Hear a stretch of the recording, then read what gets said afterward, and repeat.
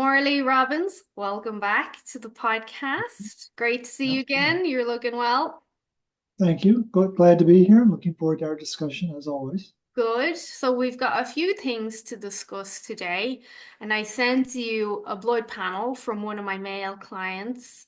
Mhm. So the last podcast we kind of just covered iron and is iron and anemia a real thing? And what we established was that there's no real thing, really such thing as anemia. The iron gets sequestered into the tissues in most people, and then we need copper and potentially thyroid to help get that out into the blood. Therefore, most labs are not accurate.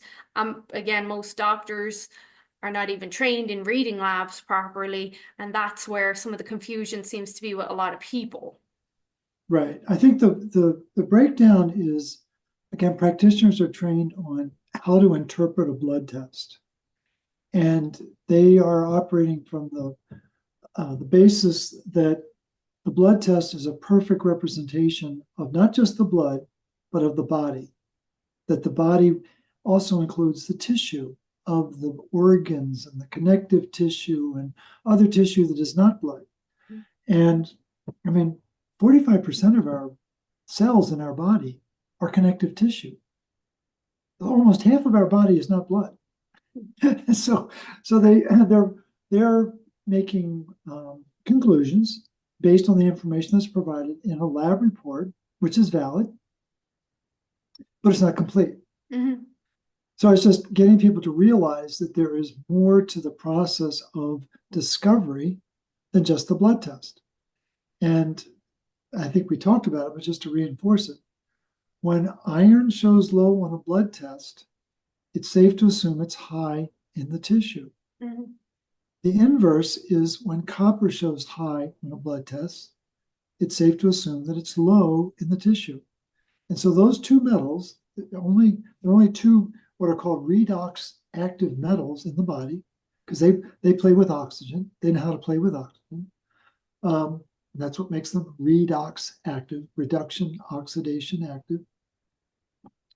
And they have a complete opposite presentation in the blood versus the tissue. And that took what, about a minute and a half to explain? But it's not taught in practitioner school. And so it completely upends the perception that anemia exists because everyone is just focusing on the blood test. Mhm. And they're not paying any attention to the tissue that's outside the blood.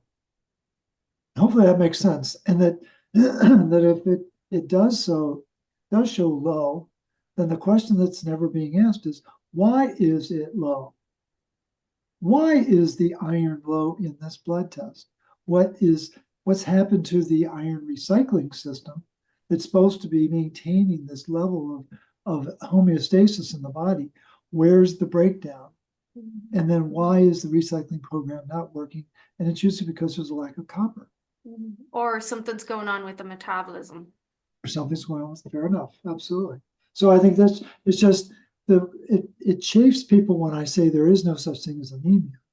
It yeah, the low, I get it, low iron on the blood test, but let's broaden the field of vision to embrace the entire body. That's what we got to do. Well, when you say there's no such thing as anemia, it makes people uncomfortable because you're disrupting what we've always been told. And then Mhm. there's the matter of, well, hold on, I've been taking iron supplements for years now. You're telling me that was a bad idea? Well, I'm telling you that there's more information to consider. Mhm. And I'm not trying to make people uncomfortable. I'm not trying to upend the practitioner community. I just want people to step up their game and understand what all is involved. And this idea that all iron comes from our diet is absolutely false. Only 5% of the iron, 1 milligram a day, is supposed to come from the diet. And we're operating under this false impression that, oh, I'm supposed to get 20 milligrams of iron from my diet. No, you get the bulk of your iron from the recycling system that no one talks about. And Mhm. so I think it's important for people to embrace a more realistic and more complete understanding of what the iron metabolism is in the human body. Yeah, It's not. It doesn't work to use a dipstick. That doesn't work. It's not a rule. Rulers don't work in iron metabolism. That's my whole message. yeah, the iron is already in you. You're just not using it properly. Thank you. Why didn't So, you just say iron. the hard? So, one thing you mentioned there, and again, we've mentioned it a few times, it's important for people to hear this, is that blood panels are not always definitive because they're not directly testing the tissues. That would be very uncomfortable to test the tissues, Sure. unless you're doing hair or nails. But that was on something we were to discuss today as well, is when we look at hormones, very, very hard to test hormones accurately in a blood panel because hormones are also sequestered or stored. Like that's where they're most active is in the tissues. We don't want our hormones active in our blood. We want them doing their job. So That's a good point. how does, especially in the context of estrogen dominance, how does iron affect that and our hormones overall? Very important question, and I appreciate you bringing it up. If you're familiar with Kitty Martone and her estrogen dominance group, Mhm. I think I've had 8 or 9 conversations with Kitty over the years. So if people are looking for a more relaxed a conversation about this, look up my many visits with Kitty Martone. But the issue is um, estrogen, very important hormone, as we know, but it's a backup plan as an antioxidant to ceruloplasmin, which is the master antioxidant protein in our body. Now, most people have never heard of ceruloplasmin. No one can pronounce it properly. By the time people finish my RCP training, they know how to pronounce it, but it's like that takes 16 weeks. But the point is that when ceruloplasmin, which is 1,046 amino acids, it's a beast of a protein. It's not the biggest protein in the body, but it's certainly I would say it's probably one of the top 5 proteins in the human body. But it's got at least 6 coppers. Originally, it had 8. We could have an entire show about what happened to those 2 coppers, but we won't go there. But the point is, it's like a tank in that a tank has 5 soldiers. Well, ceruloplasmin has 6 soldiers, copper soldiers, and that there are 15 substrates that can be changed or metabolized by ceruloplasmin. It isn't just iron. Mhm. That's very hard for people to think about. Wow, wait a minute, that's complicated. Yeah, it is, but it's amazing. It's very sophisticated biochemistry. But the problem is if we don't have copper in our diet, if we don't have retinol in our diet, we can't make what's called holoceruloplasmin. What that means is fully loaded, Latin for fully loaded. And the ceruloplasmin protein is made around the body, not just in the liver, but the liver is the biggest producer of it, but macrophages make it all the time. There's 8 times more ceruloplasmin made in the retina of the eye than our brain. Crazy. Wow, Yeah. that's wild to think about. It's made in our reproductive areas as well, and in the kidneys, and so it's a very important protein Mm. that is designed to neutralize oxidative stress. If we're not if we're not activating oxygen to make water, 2 molecules of water, we can't release energy. And so, in a body that is under extreme chronic stress, copper gets locked up. One wonderful article that you might be familiar with by Zaman Pira in Mhm. 2019 talks about fear activating cortisol and adrenaline, one of your popular hormones. But that hypoxia goes on to cause cancer. 100% And because it directly impairs CO2 as well. absolutely, no, absolutely agree. And so when we're under chronic stress. The body can't discern what the stressor is. It doesn't matter whether it's an argument with your spouse or a bad meal or you were in a car accident. Stress is stress. And Or there's you a, didn't there's sleep a well. Yeah. or you didn't sleep well. So there's a very predictable pattern how the body responds to that stress. Well, one of the things that the body does is when the stress is chronic, it releases cortisol, as you well know, which then there's a 4 to 5 fold increase in cortisol. Or back up. When cortisol gets released, there's a 4 to 5 fold increase in metallothionein, Mm. which is a metal binding protein that binds up a lot of metals, but particularly zinc and copper. But it binds up copper 1,000 times stronger than it binds up zinc. They're not equals. Mhm. They're not. People think that, oh, it's the zinc copper ratio is all I need to know. It's like, no, it's way more significant than that. And so when copper starts to be bound up, then the body has to go to plan B. Because if I can't activate and really bring to life the ceruloplasmin protein, I got to go another direction. And that's what estrogen is. And so, as you noted in your email to me, there are people who have estrogen dominance and they have adrenaline dominance. And It I seems would to be argue that, most people, most women at least, it seems to be the okay, case. well, I think to your point that you proposed is just, you said it seems that they have iron dominance underlying it. And I would agree with that. And the iron dominance is because they don't have the copper general running the show.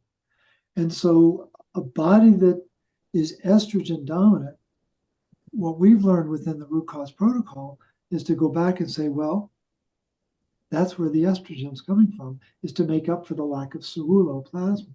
Mm. That's where the adrenaline is coming from.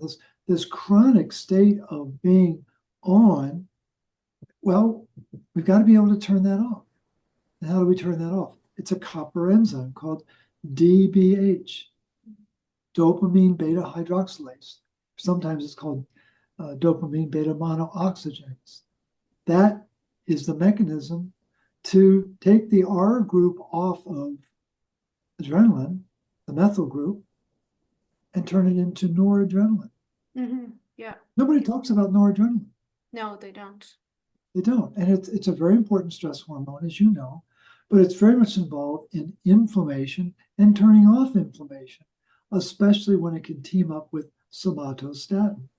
But nobody talks about somatostatin. And so it's just, we have this very scripted understanding about how the body responds, but we're missing a whole bunch of the players. And so we just have to know that Mother Nature is very sophisticated and has designed us in a very unique way to respond to stress, but we need to be properly mineralized to deal with that. And then the other side of the cortisol equation is there's cortisol and cortisone. You got to be able to turn off the cortisol or turn off the cortisol and put it into a storage state. Well, that requires magnesium. Well, if you're cranking because of the stress and you're not replacing your magnesium, you're going to burn through the enzyme that's supposed to turn off the cortisol, and you're going to stay in this hypervigilant state going forward. And it just becomes a very, you're augering down into that stress that just burns through minerals and then creates a hyper sympathetic state. Mhm. It's a vicious cycle. A lot of people Mhm. don't know that you have a burn rate, and magnesium is a huge consideration in that. I take mountains of magnesium Right. because my Yeah. burn rate is pretty high. Well, what you're alluding to, Morley, is that we have to break that vicious cycle, start suppressing that stress response, bring in copper to get those copper activating enzymes. And one thing I've spoken to you about a couple of times now is one of my favorite things in the world. It makes me so happy, Morley, is dark chocolate.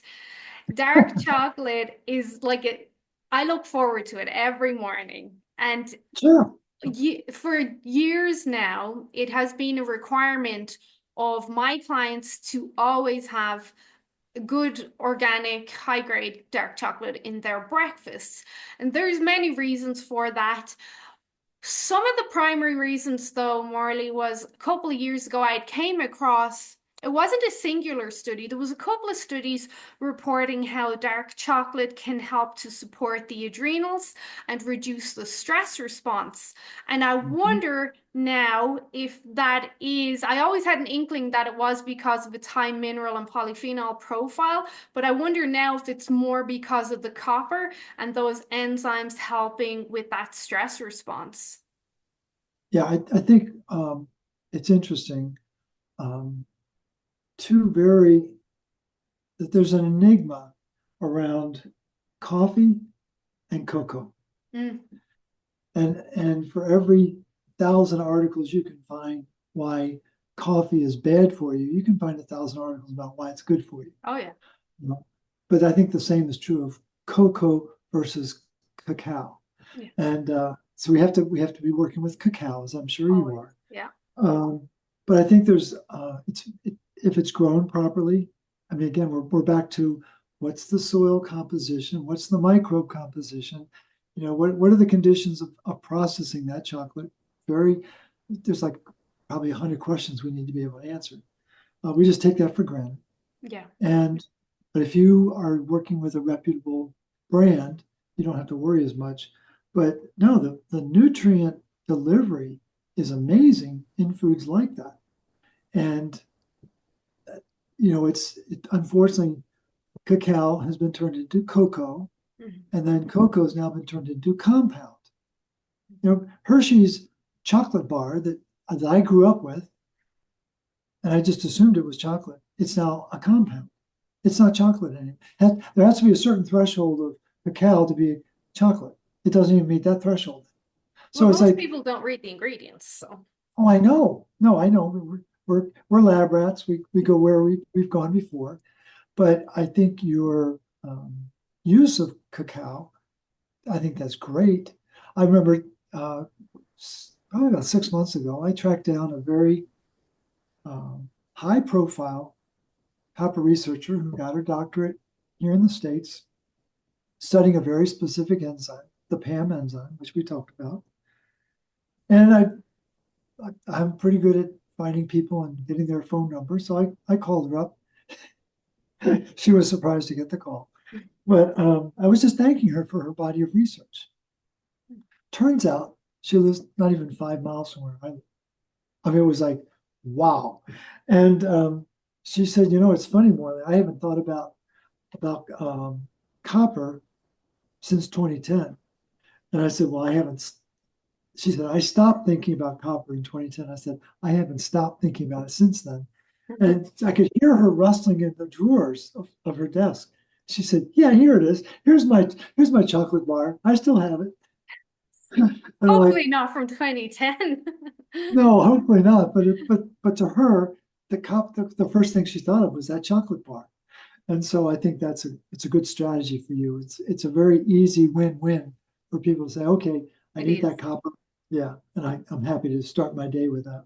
Yeah, and it's enjoyable. It is a win in a sense. Most people will do it. It's enjoyable. Oh, It's that's always organic.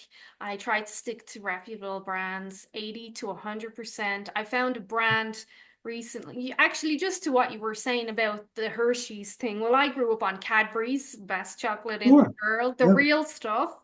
the real stuff, right? But I saw even in Whole Foods when I was visiting the States a few months ago, so-called good, healthy, organic chocolate, so-called, and on the label, if you read it properly, it actually said chocolate-like product. It And wasn't that's even why chocolate, even though it was supposedly a reputable brand. That really turned my stomach, and I was like, that is disgusting. Because most people wouldn't have that keen eye like we do to notice stuff. that's very true. That's very true. I was just looking up in my contacts. I have um, some very innovative case studies, but the one that I think you'll be especially excited by, um, it's the lead author's name is Shibazaki, Shibazaki, 2017. And it's a case study up in Canada where an older man presents as being unable to walk. And he's a former alcoholic. And what's absolutely mind-blowing is that two residents, a chief resident and then an internal medicine resident, figure out what the problem is. His copper was less than 10. His ceruloplasmin was I think 2 or 3. It was just incredibly low. And then the really exciting part of the case study is that the chief resident says, well, we're going to give him hot cocoa with real whipped cream. How many days do you think it took on hot cocoa before he could walk again? Well, because you told us on the last video, it's 3 days. Oh, did I mention that? Okay, I apologize. So, No, it's I told okay. you. It's okay. No, but I think it's an amazing case study for people to know about that this doesn't take months and months and months. It's a very swift process. So I think, kudos to you for a daily dose of getting good nutrients into the body. I think that's really what it comes down It's a to. strong testament for how good real food actually does work. That's exactly right. Yes. So circling back to that estrogen, high iron. So it's my perception, as I mentioned, that if someone has high estrogen, they generally have adrenaline dominance. They usually have low thyroid function, and then Right. they also have iron overload, but in the tissue, because I always see low ferritin when I'm looking at blood panels, always. So then, Morley, Right. a woman will then tell me, well, because of, I know because of her estrogen dominance, she has either endometriosis or she has very heavy bleeds. So then the Right. doctor is concerned, and she's concerned that she's iron deficient. So the Right. doctor then will give her some prescription for Ferromax or something. Mhm. Now, what's Yeah. happening there? Because they will argue with you that, no, I must be iron deficient if I'm bleeding so much. Right. So that's a wonderful situation to try to tease apart. All of those events that you just outlined are all woven together because of one underlying problem: lack of copper, too much iron in the tissue. And so, as you noted, there is no tissue measurement of iron. And so when the practitioner is faced with a client like this who has heavy bleeding, of course their first instinct is going to be, oh, they're going to be losing too much iron. And that's not the case at all. Mm. What's the most important thing for people to understand is that there's only one mechanism for getting rid of excess iron in the human body, and that's blood loss. There's no enzymatic nor hormonal mechanism for getting rid of excess iron, only blood loss. And so, in a situation like this, where a woman has a very heavy loss of blood volume, she's trying to get rid of the iron. The body knows it has too much iron. And the signaling is very likely off. Well, the signaling is run by a copper-dependent function, PAM enzyme. Um, the endometrial tissue, there is no measure of the iron status of the endometrial tissue. There was a very compelling case study that I came across. I think it was 2019, where they actually correlated the thickness of the endometrial tissue to the activity of the ferroxidase enzyme. And the weaker the ferroxidase enzyme is, the thicker the endometrial tissue was. Well, that's important for people to know that they are connected, that they are related. And the fact that the iron is stuck in the endometrial tissue is a dead ringer for why they're bleeding so heavily. It isn't the blood is off, it's that the tissue is so iron loaded. And what's missing? Copper. The copper is critical for recycling that iron getting it out of the endometrial tissue, getting it back into the iron recycling system so that the body can find its even keel and get back into homeostasis. So I think all of those events are perfectly connected, but they all come back to this foundational dysregulation between copper and iron. And most people have very little copper in their diet, and they have very little retinol. We typically eat a low-fat diet, and that when you go low-fat, that means you're excluding the retinol component of foods, like butter or heavy cream. People are very shy when eating those types of foods. And if you don't have retinol, you can't make bioavailable copper. It's impossible.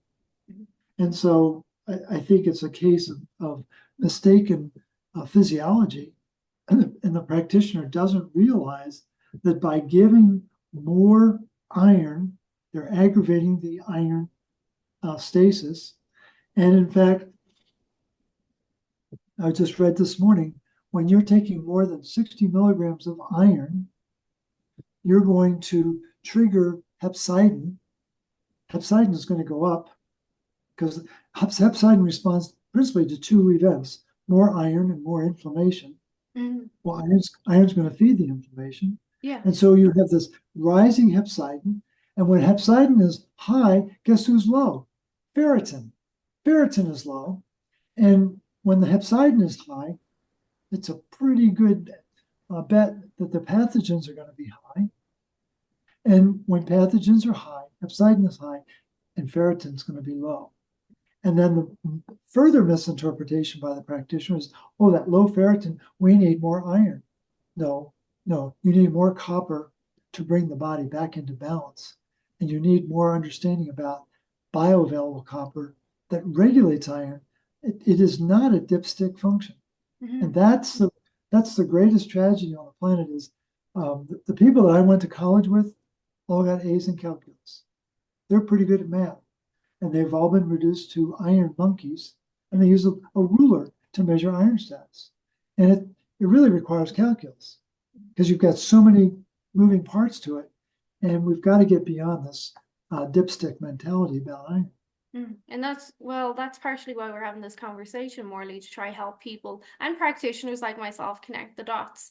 So in this circumstance that we're talking about, then a woman will have a lot of fatigue, low energy, feeling malaise. And I would put it forward, and let me know if you agree, but I would put it forward, well, that's because of the iron overload is increasing inflammation, which is directly affecting mitochondrial function and energy production, but also copper is directly involved in ATP. And then we also have an influence of thyroid here as well. So it's not that you're fatigued because you're low ferritin or low iron. It's because of the other factors, the inflammation, the low copper, and the thyroid. Exactly. And the part that people seem to move past pretty quickly is that in order to have healthy expression of thyroid function, you have to have the thyroid receptor needs to be married to the RXR receptor, the retinoid X receptor. Those two need to be in tandem in order to initiate the process of making T4. Well, if you don't have retinol in your diet, if you're not aware of the importance of retinol, that it's different than beta carotene, it takes 12 units of beta carotene to equal one retinol equivalency unit, well, then you're going to be underexpressing. I think the number of people who have hypothyroidism, it's not a broken thyroid, it's a broken diet. There's not enough retinol in their diet. And I think copper is far more instrumental in thyroid function than people give it credit. I think we probably talked about Jen's MyTag last time. We touched on a bit. Yeah, so we've got to rethink what the low thyroid function. And so again, all of those components, what I would encourage people to do is put a circle with copper iron dysregulation, and then draw all of the in circles, all of the symptoms that they've got. And I guarantee you, every one of the symptoms they've got ties back to that mechanism of copper iron dysregulation. it's a very, once you understand the literature, it's very simple to understand, but you have to break the paradigm that these are all separate conditions, they're all unrelated. No, they're not. They are all keying off of this copper iron dynamic. I know someone's gonna ask, Morley, what are your favorite sources of retinol? Liver, cod liver oil, eggs? Eggs, butter, grass-fed butter, heavy cream. uh, those they're the classic five. What do you think of the cod liver oil source? Because, there's a lot of conversation even with Kitty lately around PUFAs. A lot of confusion around that. Do you know what our cell membranes and organelle membranes are made out of? Yeah, so they're fatty acids. They're made out of PUFAs. They're all polyunsaturated fats. So apparently the body uses them to protect the membranes, but we're not supposed to eat them?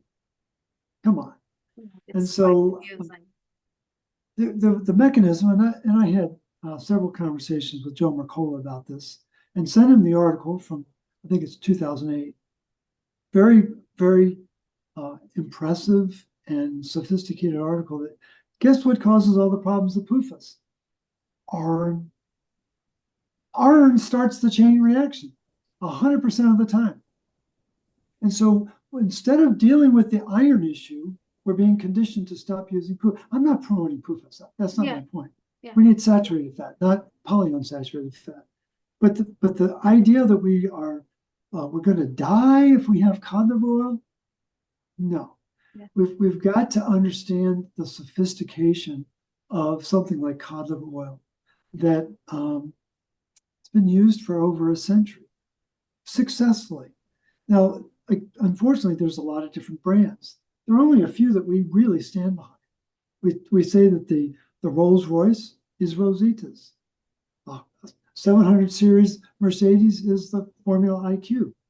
And then right on the heels of that would be the brand that's put out by the Alaskan cod liver oil by Jigsaw Health. Those are three Yeah, that we, jigsaw. right, those are three that we regularly stand behind, but we don't stand behind 140 because the fish oil industry is one of the darkest, dankest industries on the planet. And if they can cut a corner, they will. But these brands that I've just mentioned go out of their way to make sure that a quality product is made. But there is a gradation between those three. And we're talking about the difference between gold, silver, and bronze, but they're gold, silver, and bronze. But they're on the winner's circle. They're right there. But it's like you got to decide which brand do you want to go with.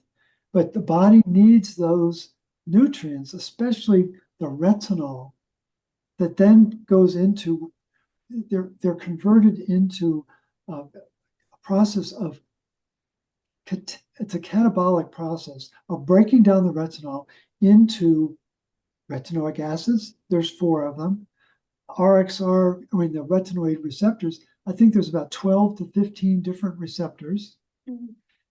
And people need to know that there's a reason why the body has this capacity to break it down because they're needed in different biochemical reactions throughout the body.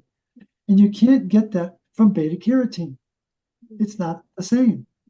And the mechanism to turn beta carotene into retinol is copper dependent.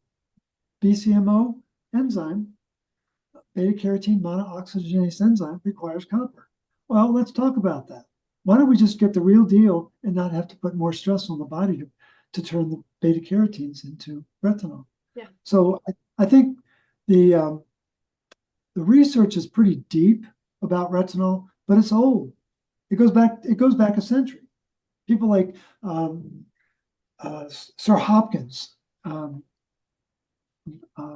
Frederick G. Hopkins, got a Nobel Prize in 1929.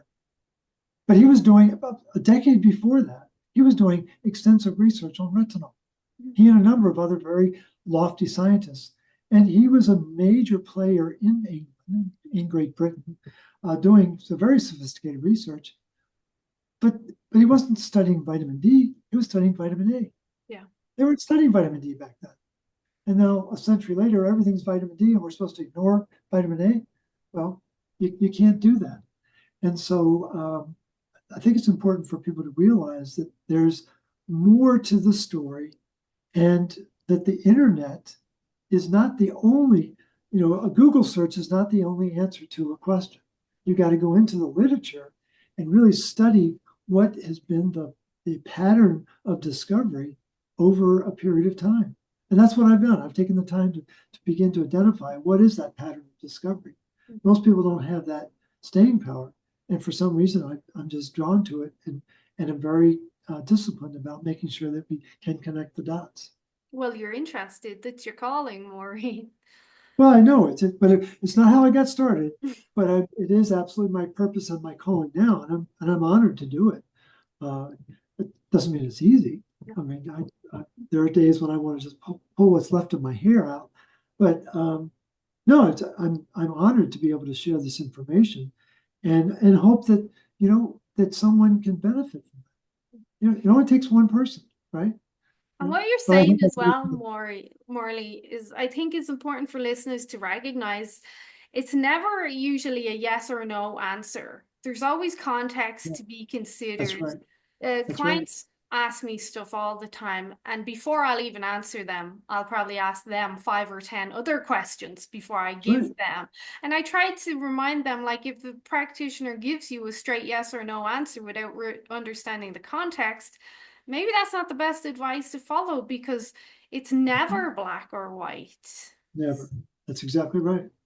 And it's all that what I've learned along the way. When I started, everything was Newtonian. It's a physical nutrient that's missing, some mineral, some vitamin, something's not in the diet. Now, 15 years later, it's all quantum. I, I say, let's talk about the stress that you're under. Oh What yeah. are you dealing with? What are your fears? What has you immobilized in your life? People who have gut dysbiosis, very simple question. What is it you can't stomach in your life? And 100% of the time, they know what it is. And I said, that's where you got to start. People love to talk about, the permeability of like, we got to deal with the emotional side first, and then we can get into the physical biochemical side. Why are you permeable? Why are you Why? exhausted? Why Exactly. are you having cravings? Right. Right. So Exactly. No, those are the questions that need to be asked and answered. those are the hard questions, though, really. Like the nutrition questions are generally easier. It's when we have to face ourselves and look inside, that's where the hard work really comes. And most people don't like to look down that road. No, they don't. I'm very aware of it. I've got clients who have taken years to get to the emotional side. And it's very easy to pop a pill. It's not always easy to let go of some emotional event. And it isn't that we're not trying to change history. My dad left home when I was 6 years old. That took place. And for 61 years or 51 years, I had a twitch in my eye about it. And it was unfortunate, but life goes on. But then I did emotional freedom technique, 2 sessions. Switch go. History did not change, but my reaction to it is neutralized. And it's like, that's what we need. We just need to realize that there are these mechanisms, these emotional release programs that are very powerful to help us get beyond that stressor so that we can heal. If you are stuck in an emotional event, you're in a sympathetic state. We're you're going to be in adrenaline overdrive, aren't you? Mm-hmm. Because you're constantly worrying about what happened, that you didn't do it, or whatever the mechanism is. You're in a super sympathetic state. You cannot heal in a sympathetic nervous system. You've got to get to parasympathetic. So it's like a bad tooth. You got to take that fear, whatever it is, and pluck it out of your psyche so you can move on with your healing. Yeah. And it's that straightforward, Mhm. and it's that important. Otherwise, you're stuck. So That's back right. to the hormones, Morley, Yes. because Yeah. one thing that a lot of women ask in my group is not as big as kitties, but it's nice. That's And fine. That's good. one thing they will ask then is, well, then where does the copper IUD fit in here? Is that going to be a source of copper? That's a great question. It can be a great source of aggravation. It's metallic. It's not ionic. Metallic copper is copper zero. Ionic copper is copper one, copper two. But in some women, I don't know what the percentage is. I would probably say I've had maybe only a handful of women who had a very severe reaction to the IUD out of maybe 50 who used it. So what, 10%? But it can be problematic. I think it's more problematic for women who are iron toxic. And there's something about the lack of copper in their body reacting to that metal. And I don't have deep research knowledge about this. I just think it becomes a great source of potential unrest in their body. And I think the added tragedy is that it seems that all of the solutions to pregnancy fall on the woman, which I think is entirely unfair. And so I think we've got to be a little bit more open-minded about what our options are for dealing with this, because inevitably and invariably, the woman takes it on the chin. And I think there's too much riding on that going forward generationally. And we've got to be a little more thoughtful about what are our options and what are some different ways we can approach this. Mhm. So we're saying But it's not going to be an option for copper, though. it's not, I wouldn't call it a source for copper. Mhm. You've got to get copper in your diet. You've got to be able to metabolize it with the retinol. I think that the copper IUD, certainly like a copper bracelet, is a source of copper, but it's not in the form that's going to be of metabolic benefit. Mhm. One thing I do see with the copper IUDs is a huge, I don't say connection, but I can't think of a better word right now, but correlation there between women that have issues and fungal overgrowths, yeast overgrowths. The yeast seems to be very much drawn to that metallic copper. And not to give too much detail, but when it's taken out, then it will be completely covered in yeast. Interesting. So that would suggest that the copper is getting oxidized, and that I would think that the yeast would enjoy that oxidized copper. And so maybe there's a pH issue um, that would be a factor for this as well. Again, I don't know what the ideal pH is of the womb or where it's actually placed, but I'm sure there's wide variation with women today. I don't know what the dynamic is. Do you know if these copper IUDs are pure copper or are they a blend of other metals? No idea. That would be I'm I'm interesting. I'm assuming it would be pure, but I don't know. Yeah. I don't know. Is there, I'm curious because lately I've been doing a lot of research into night sweats and hot flashes, and Mhm. I firmly believe, and Dr. Michael Platt as well, we spoke about this. I firmly believe that one of the biggest drivers of night sweats for sure is adrenaline dominance. Is there an iron overload connection there as well? Can iron influence fluctuations in Vader motors? Yeah, I think I had a client. Her husband was in the army in Germany, and she went to see a German internist, only to discover that she was anemic. He gave her 2 iron infusions. She was late 20s, early 30s, and she got a big bolus of iron, and she developed night sweats. She was in her she was a young woman having night sweats, and the breakthrough was when she shared the fact that when she went to pull the bed linen, the white sheet off of the bed, the mattress cover was red. It was supposed to be white. Hmm. Iron was coming out of her tissue. She was sweating iron. Exactly. And so I think that's what night sweats, that's what that whole process is about. And I would assume the adrenaline dominance is, again, it's reacting to metabolic dysregulation. Yeah. And it's trying to accelerate the metabolism of the body to get rid of the iron. The problem you've got with adrenaline is the adrenaline drives iron deeper into the tissue. Adrenaline is like a supercharger system, forces oxygen into the mitochondria.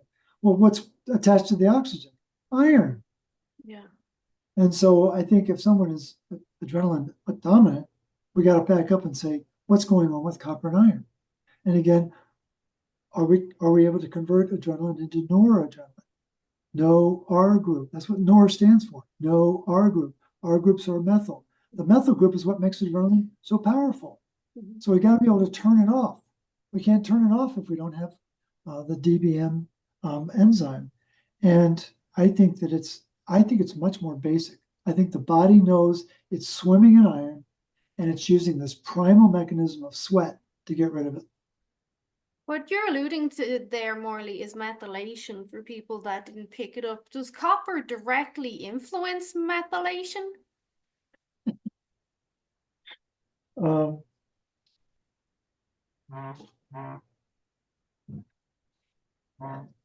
we don't have time to go into it. Whoops, where's my, there we go. You see the graphic there? Yeah, 5-MTHF, yeah. Yeah. And you see red dots or green dots with red circles around them? Yeah. Those are all copper dependent mechanisms for methylation. And so it's not taught that way, is it? No. We're taught that methylation is a gene defect. MTHFR is a nutrient deficiency. It's a copper deficiency. And so it's not a popular way to describe it. People interested in that, there's some research by Jaiser, Jaiser, and Winston, and another article called Winston and Jaiser. One is 2008 in Medical Hypothesis, the other's in 2010 in some internal medicine journal. But those in the Medical Hypothesis article in 2008, I think it's Jaiser and Winston, they do an impeccable job of explaining where copper is so important for methylation. That would make. Why do they put it in Medical Hypothesis? Because no journal wants to know the truth. They want to perpetuate the lie. That would make perfect sense when we're circling back to the estrogen overload and iron connection, because methylation is essential for breaking down and removing estrogen. So if you can optimize for methylation to remove estrogen or detoxify estrogen, for lack of a better word, then you're also moving the iron at the same time. Right. No, again, the part of the root cause protocol that people don't like is how simple it is. People want to think it's really complicated and, oh my gosh, we need to have hyperbolic education. No, we don't. It's a three-ring circus. Copper, iron, and oxygen rule the roost. And you got to be able to regulate those, and everything falls into place. And my intent is not to be dismissive of all of the knowledge that we have. I'm trying to order it. And what I would encourage people to do is look at the heavens, the movement of the heavens before Copernicus said, actually, it's the sun that's at the center. It's called geocentrism versus heliocentrism. Well, geocentrism put the Earth in the center, and it was the most chaotic mass of interacting bodies. And Copernicus said, well, actually, let's put the sun in the center. And everything fell into place. So all I'm trying to do is simplify the model so we understand who is at the center of the mechanism. And I think it's copper, iron, and oxygen. It's really, it's not pride of authorship.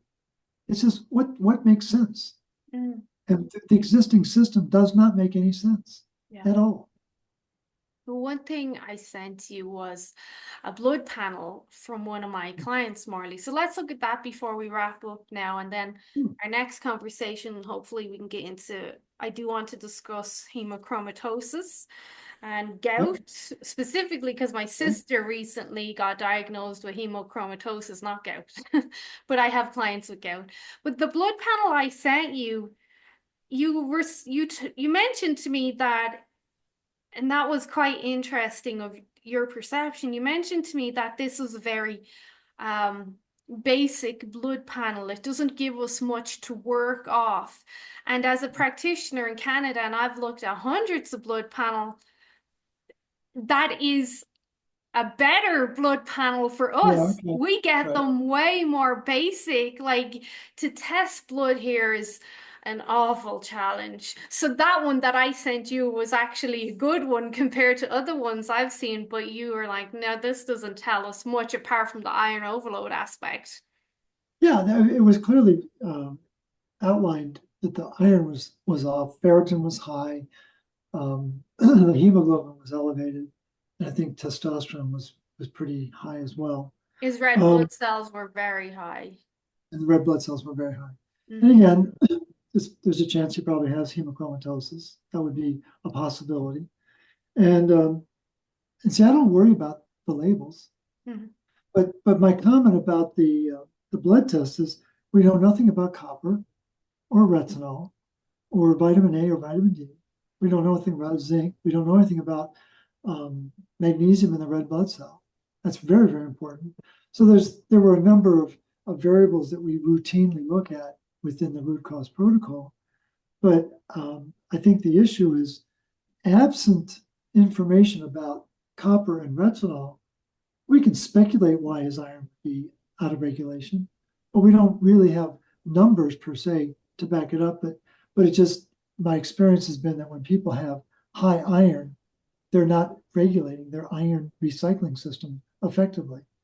And what the other marker that we're not allowed to do is serum hepcidin. I would love to know the hepcidin level. We know the ferritin. Well, the other end of the seesaw is hepcidin.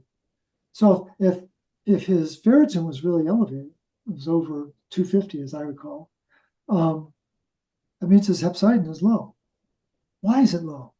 I want to know why it's low. What's pushing down on hepcidin to be low? Which which when hepcidin is low, then you're going to have this release of iron into the system, or we've lost regulation. Again, it's one thing to release, it's another thing to regulate. And so you've got to have the bioavailable copper to regulate the iron. And our body is designed to regulate iron, not just to simply release it. And so we've lost that broader understanding of the dynamic between copper and iron in the body. And so many of the other markers seem to be right in line, but that's where the sore thumb was. It was around the ferritin, around the hemoglobin, around the high red blood cell count. And so it's just, and then my first thought was, is this person taking testosterone? Yes, Are they? would be the Okay. answer. Well, he Okay. was.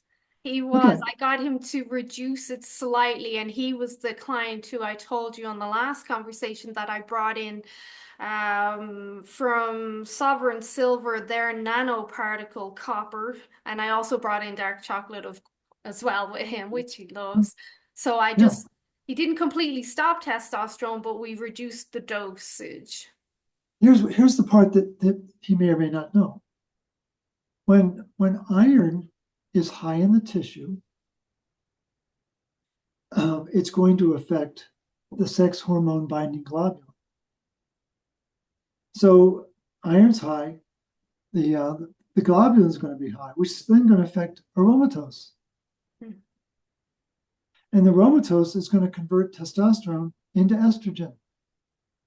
And so the testosterone looks low on the blood test, right? And what does the doctor do? Oh, let me give you some synthetic testosterone to pump up your. But the question that wasn't asked was, why is the testosterone low? Mhm. Let's follow the bunny trail back to find out. Oh, well, iron is high. Well, why is iron high? Oh, well, actually, you don't have enough copper in your diet. you don't have enough copper in your tissue. And that's the piece that's missing is this low T, it's just a number, right? Wink, wink. That's what the ads say. Low T is a billboard saying we have a copper iron crisis in this body. It's not able to communicate. Testosterone is a signaling peptide. It can't relate to the other signaling peptides. Why? Because it doesn't have the PAM enzyme. Hey, I can't call you. I can't talk to you and let you know what's going on. And it's copper, copper, copper, copper, copper. And we're supposed to believe that copper is toxic. No, that's not true. Copper is out of regulation. It's not in the diet. It's not being put into the critical copper enzymes that run and regulate our physiology. And so I've seen many blood panels that looked like that, where there was this distortion in iron markers and high T, and every one of them has been taking high T because their blood test said it was low T, and they needed to prop it up, but no one took the time to say why. His That's high what's red missing. blood count was really a giveaway for me because it was extremely high, and that Exactly. was clear there Right. was something going on there. Absolutely. And testosterone has known properties for driving iron metabolism into the stratosphere. Mhm. I Speaking, have a very dear friend who low T got the hormone. He developed prostate cancer yeah. because iron goes up. And where's it going to go? It's going to be collected by the organs that can store it. Well, the prostate in a man is one organ that'll hold a lot of iron. And then That's where all the you said it affects aromatase, and there is a connection there with estrogen dominance too with absolutely. prostate Yeah, cancer. absolutely. It's a sad situation that the education is lacking so much. Well, but it's easy to connect the dots. It's just can the individual let go of what they think they know? What's Mark Twain's famous saying? It isn't what you don't know that's the problem. It's what you know for certain that just ain't so. So let go of what you think you know and embrace a whole new way of thinking about how Mother Nature is trying to bring balance into our body, especially around these key redox metals. I'm going to let you go, Morley, because I know you've got another call. One thing that's very humbling to me all the time is the realization that I actually know nothing, even though I've been doing this since 2008. Right? I'm like, oh Right? my God, especially comparing myself to you, which I shouldn't do. Well, we got started about the same time. I wasn't much farther along, and it's just I think maybe what I've done, if I've done anything, there are a couple of things I've done. I've given people permission to question the system. I've exposed people to research that they'd never seen before. I've challenged the status quo. And what I've also done is focused and really put high voltage understanding about certain key mechanisms. And the system can't pass muster. They can't explain their system in light of what I've shared. So it's just I think it's time for people to step back from their base of knowledge and shake it off a little bit and see what else is out there to learn. Well, Morley, I'm going to let you go because you have another call, but we're going to have another conversation and I we'll look forward to it. discuss hemochromatosis, gout. Some people did send me some questions for you regarding long COVID Great. and detoxification. And then just your quick mention there of copper toxicity. There's so much talk about that now. And I'm sure you know who Jason Hommel is, the author of Copper Sure. Revolution.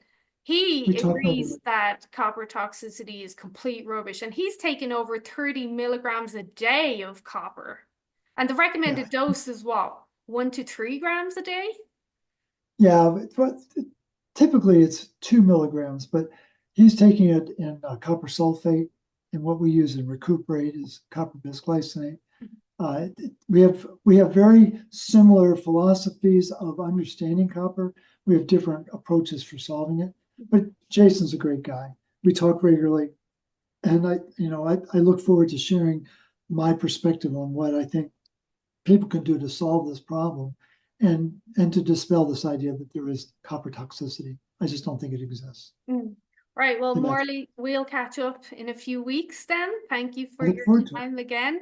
Been great as Absolutely. always. Enjoy your Thanks so day. much. Bye. You as well. Take care.